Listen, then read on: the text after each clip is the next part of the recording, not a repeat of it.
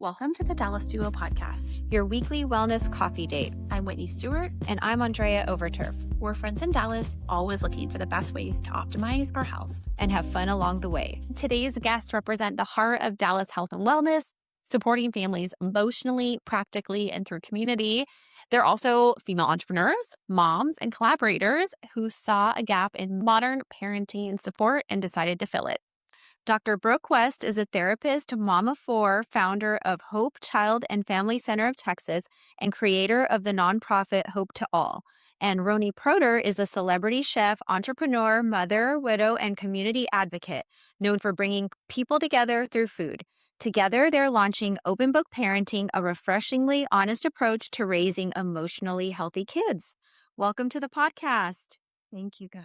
What a nice introduction. How did the two of you meet and realize that there was something special here? So I own a private practice in mental health, and I'm a registered play therapist. And Roni, experiencing the loss of her husband suddenly, brought her two boys to me within about a week of losing him. And I started doing play therapy with them and working with Roni in parent consults. Yeah, she was really my lifeline. Like, I always tell people that she is the reason that my boys are as healthy and well-adjusted, and myself after this traumatic loss. And she's like, but you did the work. So the two of us together are a really good team. That's incredible. Something that we didn't put in here that actually just hit me is, so my dad passed when I was 8 and my mom took me to a therapist. And looking back now, it was actually play therapy. I didn't realize it, but I went to her house and she had this, we were in Washington, so big farmhouse. And we used to go out and pet the horses and we used her juicer, and we would play dominoes. And there were so many things that we did looking back that I'm sure as a play therapist, you're like, yep, I know all those strategies. And I just thought she was trying to be my best friend. And it was the most warm experience because I had sat in therapist's office and completely been unwilling to respond. So it was just so random that this came up, and I'm like, oh wait, part of this is something that I can align with. I was that child. That's part of your story too. Yeah. That's your story. And how amazing for your mom to know that you needed that early intervention following the trauma, because that's what research shows is children that are developing that are hit by some grief and loss like that. It's really the immediate attention and therapy that they receive that helps them be productive, lifelong, healthy, well-adjusted adults. So well, then I had no idea that my boys would come in and then they would come out with obviously separately 2 hours later. And I was like, they have sand in their fingernails, paint everywhere, hanging for them to play. I didn't understand. All I knew is that it was working. I feel like this was my mom's same lament. She was like, why are you so dirty?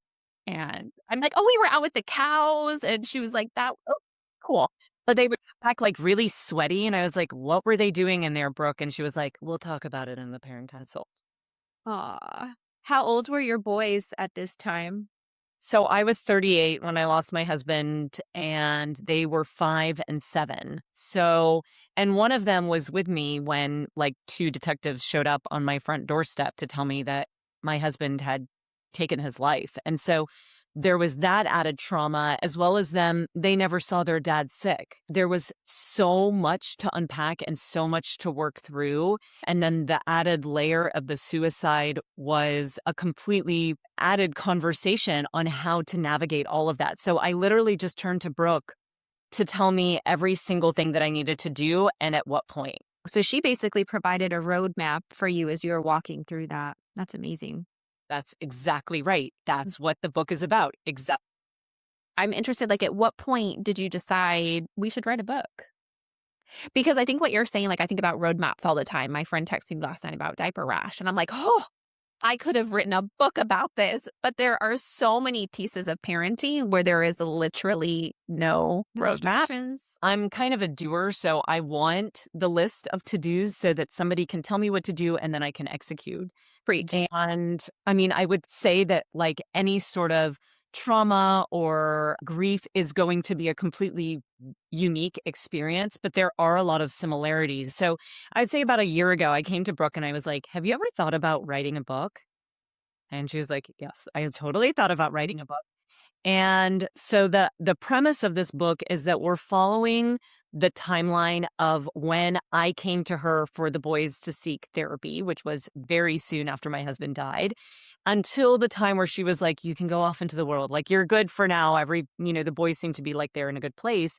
And she's offering the strategies that she not only uses for me, but for every single parent that comes in and kids that need help through difficult transitions in life. So I had a desire and a calling to write a parenting book. And so when Roni approached me and was like, hey, I have this idea to write a book, it's her personal journey through loss and suicide and raising two resilient boys that are truly amazing.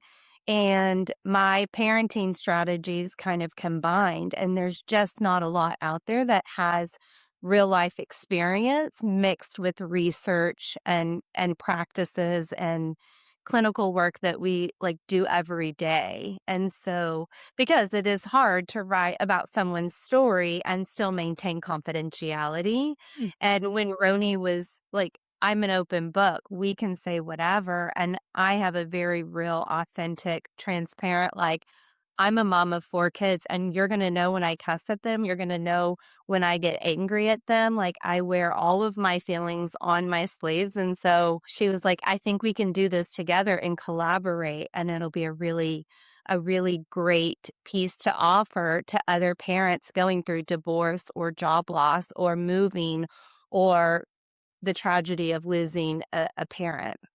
Yeah, I mean, I think that it is inevitable. I don't know anybody, especially our age and older, that has not experienced something traumatic in life or a big life transition. I mean, it is truly inevitable that it will happen more than once, likely. And you have a choice of, are you going to check out or are you going to dive in? It really does provide, as painful as it is, an opportunity for so much personal growth and also growth at to reconnect with your children. And so I knew from the beginning that as painful as this was, I wanted to dive into healing and talking and having a deeper relationship with my kids.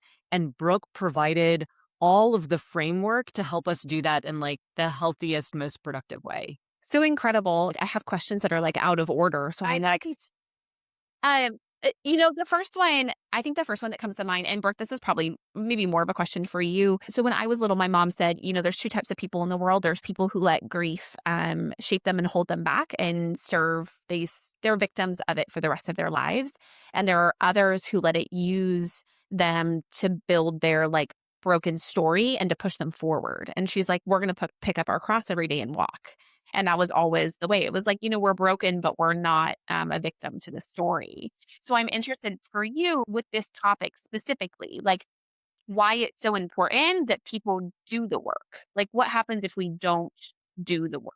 If we, ignore it or put it aside or leave it as that baggage, like what do you see happen? Well, I mean, I think your mom had a great point. She was making a difference between, are we going to be survivors of this and be resilient and move forward? Or are we going to allow this to define us and dictate us and change us forever and remain victims of this and, have a pity party? And while I don't want to say like one is right or wrong, because you can actually be both at the same time and it's okay because grief is like that. What is healthy is to unpack it immediately following the grief. And so, like I mentioned earlier, research shows that a child that's been through trauma, abuse, loss, moving, divorce, it's actually really imperative to get them in with a therapist or a professional to unpack that immediately so that those emotions don't stay stored in their body and so that they don't misalign how to cope and have, negative thoughts or negative coping skills. And so that they are able to grow and develop and move forward despite what's happened to them or with them. And so I do think it's imperative that kids unpack it as early as possible so that they're later in life healthy and adjusted and thriving and coping. So time is of the essence. That's really interesting, especially in childhood. I mean, that's not the norm at all. I feel like I have friends who are in their 30s who are like, I'm going to therapy now for It's time. the things that happened as children. But I asked Brooke something. I was like, what happens if you're reading this book and you're like, oh, I didn't do that. I'm picking up this book because I didn't do the work immediately. Like, is it too late? And I was so comforted by her answer. It's never too late. It's never too late to unpack the emotional stressors and the baggage that you carry around. It's never too late. Research shows that it's best if it's early in childhood and it gets unpacked earlier, but it's never too late to start. So to be a healthy parent, I don't care when you unpack it, to be emotionally regulated, to be intentional in parenting, unpack it, right? That's the thing is like, if you've never been to therapy and you lost a parent and you're 30 years old and you're facing like being a new parent and not knowing how to juggle their crying or, separation anxiety or them being out of control, it's never too late. And parents can benefit from therapy and also provide a healthy space for their kids when they're well adjusted and coping and thriving. So, as far as the book goes, is it geared more toward those who have experienced trauma or crisis, or is it something that any parent can take something from? We feel like any parent can take something from it. I've got a really specific roadmap of, 3 C's and 3 E's and discipline. And it's what I teach and preach every day in my private practice and what I do parent groups based off of. And so my part is the professional side of like, as a mental health practitioner and a registered play therapist working with families every day in Dallas, here's what I've learned and here's what works. And more importantly, as a mom of 4 with 17 and 14 and a 9-year-old and a 6-year-old, here's what I've experienced that works. So we want any parent to pick it up and go, oh, wow, like I relate to that and I can start utilizing that. But what Roni offers is a very real experience of what she went through and how it impacted her and how it changed her life for the better to parent 2 boys alone. Like, nobody's picking up a parenting book because everything is just going wonderfully. Right. Like, Also, I'm like, is it ever truly going perfectly? Like, there are moments, there are wins where you're like, oh my gosh, today was amazing, or this month is wonderful, or I feel like this year, like, we've really got it together. But the truth is like, parenting is hard and you don't have to do it alone. And that's our whole kind of tagline. Like, surround yourself with people that are going to help support you when you fall. Have a community. A book like this is designed to help you when you feel really alone, which is inevitable in parenting. I feel alone. I feel stuck. I feel lost. And this is the roadmap, like what we were discussing earlier. Like, this is a roadmap that helps you say, okay, I can actually do this in the best way possible, right? Like, there's no perfection when it comes to parenting. So hopefully everybody will find some value in it. well, I think, nervous system regulation is so interesting. Like, I work with a lot of moms and women who are like, oh, I'll just, deal with my health later once my health is very broken. And so much of it is nervous system regulation based. My son is almost 3. And the most dysregulated moments of my life are with him. He is the thing that dysregulates me the most. And so if I don't know how to cope, those are the times where I'm like, God, I need therapy or I need more therapy, because I realize like those are the times that I need the most strategies, and parents who don't have any support or who have support that's, maybe not ineffective, but getting like bad advice oftentimes just worsens the process. And we don't really learn how to come down from that. And so it hits on our health a lot of times, like, our digestion is worse and we start seeing acid reflux, like all these things that just come from nervous system dysregulation that you guys are addressing in this case too. So can you explain that more? I guess you, Whitney, is as an expert in that field, and also you, like, I don't really understand what that means, like nervous system regulation. So, like, your body does really well eating in a rest and digest state. Like, your body has its most optimal digestion of food when you are calm and collected. So, I talk to patients about having belly breaths, like a soft belly before they eat, not being provoked, like not eating in a stressful situation. My hope is that they're not eating during a conference call because we see that it changes like the speed in which they eat. If they're even chewing their food to give their brain the signaling that they are eating and that it is time to digest. But I have so many moms that come to me who are kind of this like wired and tired state all the time. And some of that is from trauma or just not knowing how to get into a rested state. Like you're always on high alert. Always, People don't. like always, like I thrive under pressure. I'm good here. It's totally fine. I got it. I can handle it. I'm the yes girl. Don't worry about it. I've got it done. 5:45, no problem. See you there. Like I am brew mom. I work full time. And then trauma hits and it's almost like this dumping of like, I thought I could, but I can't. And so part of the parenting experience, and Roni, you've heard this term, it's just I use emotional regulation versus the nervous system dysregulation. And so Roni's heard this as emotional regulation, and that's part of we have 3 C's and 3 E's in the book to just make it like super clear and simple. And part of our 3 E's is the emotional regulation. So I speak of it from an emotional stance, but it is the nervous system. We know where it stems from in the body biologically. It's just as therapists, we've kind of termed the word emotional regulation or dysregulation versus like an upset nervous system or dysregulated nervous system. Can you elaborate on what the 3 E's are that you talk about? Well, and also in your book. So the 3 E's to parenting are expression. So we want kids to be able to identify feelings, even if it's like a simple feelings wheel, like, are you feeling sad? Are you feeling worried? How are you feeling? What's your body telling you? What's your mind telling you? And express that feeling.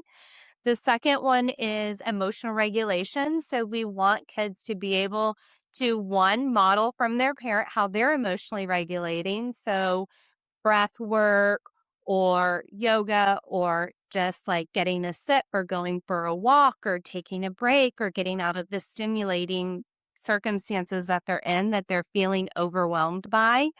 So teaching those emotional regulation skills. And then the third one is empathy. And I preach and teach empathy to all of my parents because I think it's one of the most important gifts that as parents we can give our kids. Like our kids, when I have a kid in my room, I know immediately where their empathy level is. I can evaluate in the first session where their emotional expression is. Are they, we consider it like a high emotional EQ or a low emotional EQ. And so I'm assessing like how well are they at identifying and expressing their emotions. And so those are the 3 E's that I am teaching parents. I'm also teaching kids simultaneously, and I'm talking about in parent consults. And we need those 3 E's, whether we are going through a divorce, a loss, a move, like any of those major things, trauma. And so they're really important, even for the healthiest, most well-adjusted kiddo. Those are the things that I find I'm talking about the most in parenting. And I asked Brooke, like, okay, it makes sense to me that expression and emotional regulation are things that you can teach. But like, is empathy something that you either have or you don't? And I thought her answer was really interesting. Well, you were like, part of it's both. You're like, what did I say? Tell me it sounded good. It's both. Some people have already innately a high empathy, and then others need help. And so the truth is, both can be true.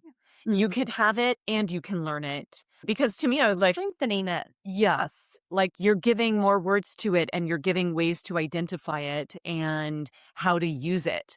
And so that to me felt good because, like, I hate being stuck and I hate thinking, well, this is just the way that I am and there's no way around it. And she's like, yeah, but you can, even if you already have it, you can make it better. And if you don't have it, you can build on it. I think some of that stems from, like, how you're raised, like, how your parents are, I assume, like, if you have even, like, heard that word before, like, what it means, yeah, what the narrative is, especially in hard situation. Do we talk about it or do we not? Where did the idea for the title come from of the book? We are both very open people. We are both super passionate, very compassionate, and we wear all of our emotions. And so there's like, we are authentic and we are an open book. So it's like, hey, ask us anything. Like Roni is sharing a really personal journey of suicide and loss and grief and parenting her boys alone. There's just no holding back with us. And I am raw. I teach my kids to be raw like sushi when it comes to talking about our feelings and what our thoughts are. And it's okay to express those things. And I'm probably one of the most raw people there. Like you asked me, I'm going to tell you exactly what happened the last 24 hours and how I'm feeling and why, it's greater. It's the worst thing ever. So ask us anything. We're an open book. That's kind of the term, is just being super authentic and genuine in our parenting and also who we are. When you lose a spouse, especially suddenly, and when you're young, people are very curious, but they're afraid to ask, right? Like, oh, what happened? And I think that that is a natural curiosity. And some people are comfortable with sharing it and some people are not. I have never felt any shame when it came to my husband's suicide. I never felt anything that I needed to like hold back. I mean, I do feel a responsibility to protect my kids and what they're comfortable with. So, especially as they get older, I always ask them, like, what are you comfortable with? Or what do you want me to not share? And so that evolves over time. But I always answer, like, when somebody asks me a question, I'm like, I'm an open book. You can ask me anything. And with Brooke, I felt like she received me without judgment. So, her being an open book, both in her life and as a professional, gave me so much ability to reach out to her with anything. And she wasn't going to be like, well, what you should do, or what. She was also really open, and that made me feel like it was a safe place to talk about anything. For people that are unfamiliar with play therapy, can you just touch a little bit on how it helps children to process their emotions versus, when words just aren't enough or it's hard to find the words? Actually, last week was International Play Therapy Week. So this is fresh on my mind. And I became a play therapist because I knew I wanted to work with kids and I knew I wanted to do therapy. I didn't know play therapy existed until I entered into my graduate program and it took my first play therapy class. And then it was like a light bulb. So play is children's natural way to develop and learn about the world around them. Play is not taught. Children across the world play with dirt and sticks and rivers and pebbles and trees. And they create and they tell stories and they, build forts and they hide and they seek and they run. And play truly is how a child develops and also learns from the world around them. And so play doesn't have to be taught. And so when you're thinking about a child coming in for therapy, we're not going to sit them on the couch and say, tell me everything that's happened and what do you want to work on and what are your treatment goals. We're going to invite them into a room that has specific toys that are designated for certain themes of like nurturing and aggressive or, control and power. And we're going to invite them into a playroom with a play therapist, which is a safe place and building a safe relationship and allow them to choose what they want to express themselves within our playrooms. And so really it becomes the mode, it becomes the agent of change, it becomes the power of play is that the child is able to process and express and experience what they're holding on to, what they've witnessed, what they're experiencing through their hands and through play without being told what to do. I don't know any of the research, so I'm interested to know what you find in terms of, I would say like expedited results, but that's wrong. But I felt like if my mom said, like, all right, well, this is the only counselor available. And if someone put me on a couch, that it would have taken like 3,000 sessions for that counselor to make a difference because I just like was very good at putting up a wall and not saying anything. But as soon as I had a play therapist, like I was all in. And how quickly I process things was exponentially more effective than in that other counselor's office. So I'm interested to know the research on like play therapy and its maybe efficacy versus other conventional methods for children specifically with trauma. Yeah, thank you. And so we find it highly effective, of course. And it's usually around, you come in and you build the relationship, which is like the getting to know you phase. And then you work into the working phase where you're actually like processing the trauma or processing the grief with the child. And it's usually about 25 sessions that we find is the most effective.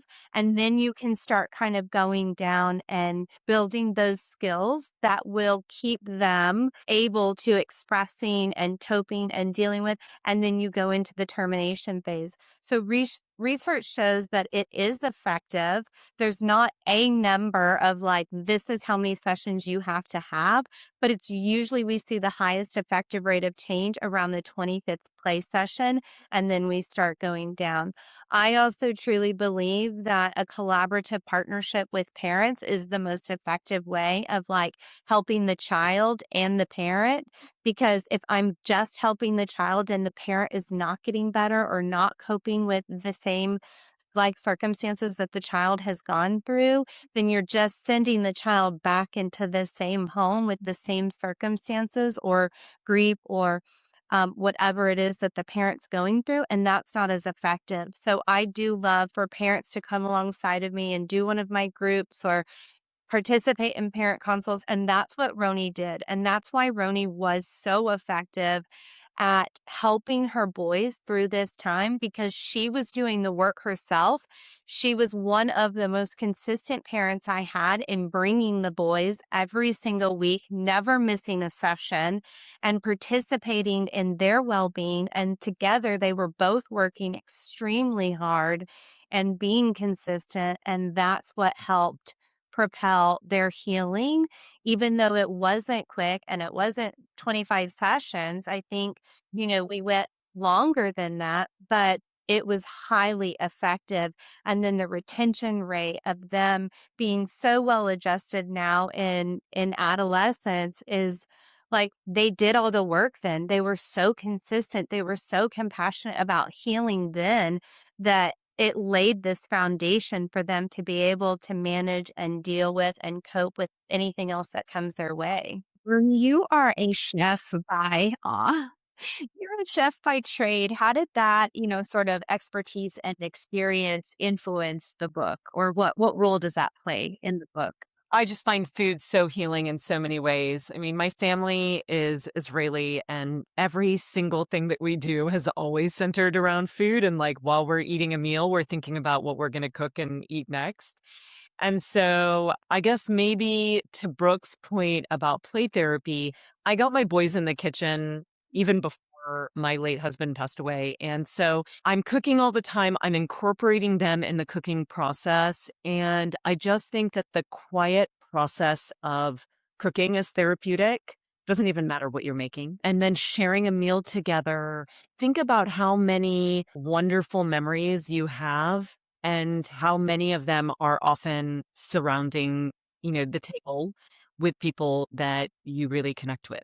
We both come from like around the table families. So yeah, I think it's so therapeutic to have that. That's what I noticed. Like early postpartum, I didn't cook a lot. Like I had lost my mom. I was going through postpartum anxiety, all the things. And I remember getting back in the kitchen and having this like soothing feeling of being like, this is my healing place. Like this is the place that makes me happy. Like there's something magical that happens there because I feel like we're almost never alone when we're in the kitchen. Like at the end of the day, like the result usually ends up in that it brings people to you, right? Like it brings this full table experience. So now, like sitting down to the table with my son and praying at dinner, I'm like, oh, like this feels so warm and healing, right? That we're here all together. Some parents come to me and they're like, "Oh, I am not a great cook, or I don't really have the time to cook. I'm so sorry." And I'm like, there are chicken nugget kind of nights, and your kids are going to be just fine. I love to cook, and I'm constantly thinking about food and cooking, but that is not my kids at the end of the day. They just want the time.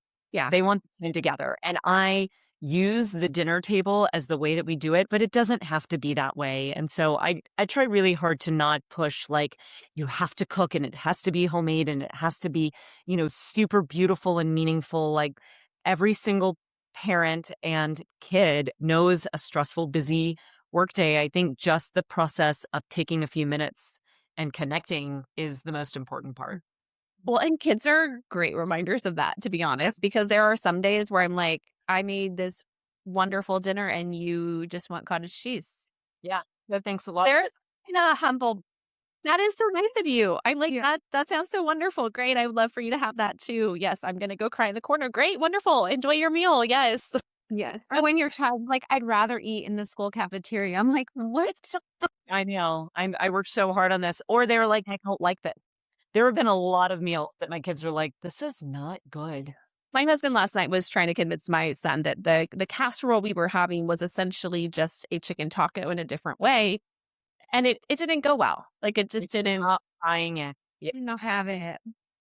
All the textures mixed together. I can't get my kids to eat a casserole, and I grew up on them. He was so upset. And I'm like, knowing what I know, I'm like, you're not going to get anywhere. But I'm like, good luck. Good luck to you. Have fun with that conversation. Well, I think that the fact that both of you are such an open book, going to help so many people and, you sharing your story and expertise, like I'm really excited when does it launch? Now we're in the process of trying to build momentum and get the awareness out. And we have been shopping and looking for the perfect publisher. So I'm hopeful that in sharing this story on like podcasts like yours, that we're going to find the perfect match so that we can really get it out to the community that needs it the most. Well, and I think what's so incredible, and like the reason I would pick this book over someone else's is like I oftentimes have that moment of like, well, this person wouldn't get my story or this person doesn't understand my story. And so sometimes reading a parenting book or a grief book ends up feeling like more isolating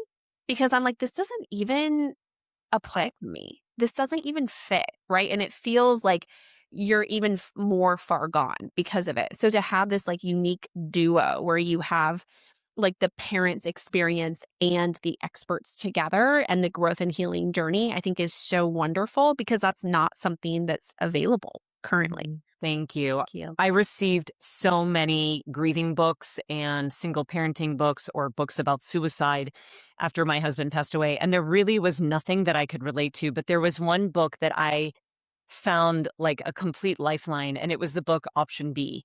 And it was the book that Sheryl Sandberg wrote after her husband suddenly passed away. And she wrote it with Adam Grant. And he specializes in science-based and statistic-based information. And that was actually why I was like, oh, I need Brooke for this.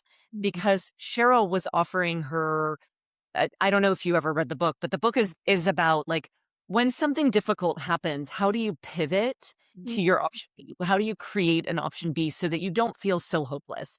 And every page that I read, I felt like a renewed sense of purpose and that I'm going to get through this. And I felt less alone because she was sharing her personal story and he was sharing all of the statistics and other people's stories of resilience and pivoting during difficult situations. And I was like, this is why I need Brooke so that she can share, here's the science behind it. This is why it works. When you feel this way, do this, and really create some strategies that everybody could use. Well, your book could be a lifeline for others. I'm really excited for the next step for you guys. Is there anything that we missed that you feel like you want to share? Or like if you left, listeners with like one thing that you're like, if you're listening to this and this is your story, like do this today. I know it's like sign up for play therapy. Before we started, and you had asked, what is your favorite chapter? So if I had to choose like my favorite chapter and why, it would be at the very end, we talk about building your tribe.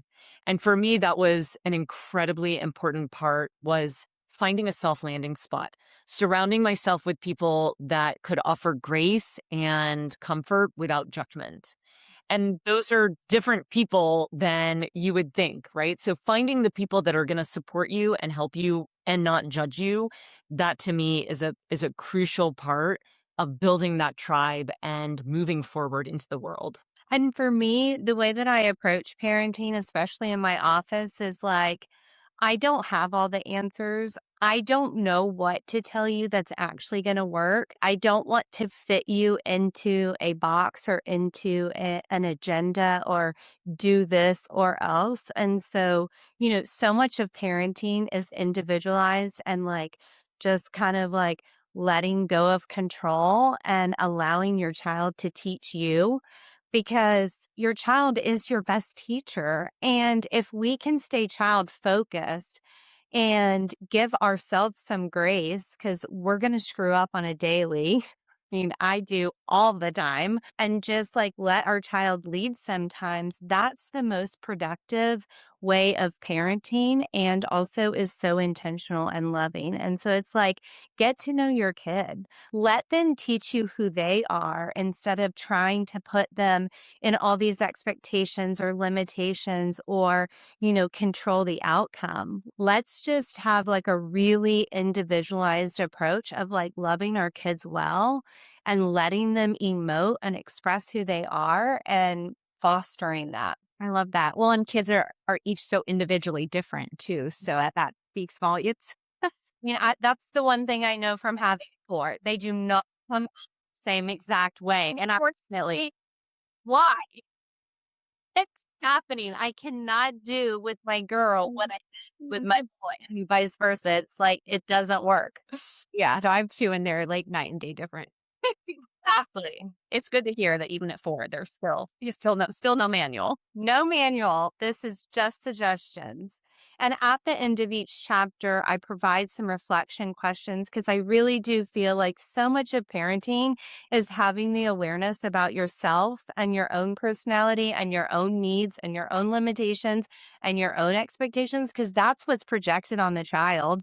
And so each chapter, I'm talking about something and then I'm providing some reflection questions. And I'm like, okay, go get cozy on your couch or in your chair or wherever you find coziness and take your journal and focus on these questions because parenting is really about figuring out who your child is and also figuring out who you are at the same time. And then doing the work. And You have to do the work. It's painful and there are parts of it that are not easy, but you see the reward afterwards because you're more open, you're closer. And so this book also, it isn't just like a vent session. It's in addition to the story, my personal story and the strategies, there's a takeaway, which is an empowerment that you feel that you can actually take action and become closer and reconnect with your kids. Yeah, it reminds me of like every, parenting book I ever look through. Like I always go to the Google section, the Google review section to see like, okay, what parents read this and what did they learn from it? But your book is like the synonymous alignment of both of those things, right? It's your story and your review of the strategies as the expertise is told. Like that's what everybody wants, right? Is the book that says who's the person who's the mom who's hurting and healing, who's endorsing these, therapies in action. Well said. so true. Thank you. Write a Google review. I love reading and writing Google reviews. So Before we wrap up, can you share where our listeners can find you and your work, both of you? So my private practice in Dallas that offers play therapy and parenting is Hope Child and Family Center of Texas. We also have a recent launched nonprofit, Hope to All, for those families that are lower socioeconomic and also like maybe uninsured that can't afford good quality healthcare and mental health. And so we're providing scholarships to those families that we want to welcome into our practice, but can't afford it. So We're at Hope Child and Family Center of Texas. I'm Brooke West, and together we have Open Book Parenting, and you can find us on Instagram. Yeah. And Yeah. And my business account is Dinner Reinvented. So if you need good, healthy recipes for busy weeknights, or you want to learn how to reinvent your leftovers and create a whole new meal, all of that is on Dinner Reinvented, whether that's on the website or on any of the social media channels. And Open Book Parenting is where you'll find us for our collaborative together. project. Well, we're so excited to see your guys' journey evolve and To launch. launch. Thank you for giving us insight and your expertise today and your story.